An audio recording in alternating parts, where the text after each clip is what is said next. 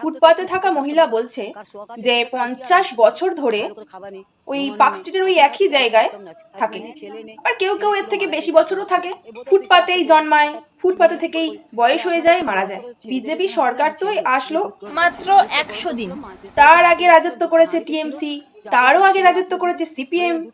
কিন্তু এত বছরেও কারো চোখে পড়লো না। এমনকি কোনো মিডিয়া ভিডিও বানালো না। শুধু তো আর ইনি একা রাস্তায় থাকে না, আরো অনেক হাজার হাজার মানুষ ফুটপাতে থাকে।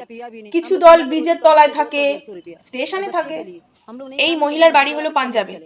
যেসব ফুটপাতবাসীরা ফুটপাতের মধ্যে সংসার গুছিয়ে সাজিয়ে নিয়ে এত বছর আছে, ওরা দেখবেন বেশিরভাগই বাঙালি নয়, বাংলার মানুষই নয়, ওরা অন্য স্টেটের। বেশিরভাগ মানুষ কেউ পাঞ্জাব থেকে এসছে, কেউ বিহারের, কেউ রাজস্থানের, আরো অনেক জায়গায় হতে পারে। ঠিক আছে, ওদের নয় ঘর নেই, বাড়িতে না থাকতে পারুক, কিন্তু নিজের রাজ্যে তো থাকতে পারবে। কিন্তু কেন ওরা থাকতে পারেনি নিজের রাজ্যে? ওরা তো ওখানকার ভোটার। আর এরা জানে যে পশ্চিমবঙ্গই একমাত্র জায়গা যেখানে জঞ্জাল সাফ করা হয় না, যে কেউ গিয়ে ওখানে ভিড় জমাতে পারে। এই জন্য সবাই নিজের স্টেট ছেড়ে এখানে চলে আসে।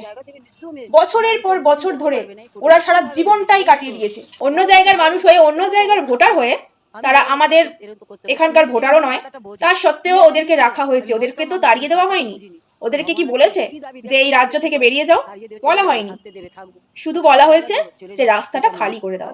আবার কেউ কেউ বলছে কি এই রাস্তা কি অগ্নিমিত্রার বাবার রাস্তা? বাবার রাস্তা না, এটা কারুর বাবার রাস্তা নয়। তোমার বাবার রাস্তা না, আমার বাবার রাস্তা না, কোনো সরকারেরই বাবার রাস্তা না। এটা হলো জনগণের রাস্তা, আর জনগণের জন্যই সরকার।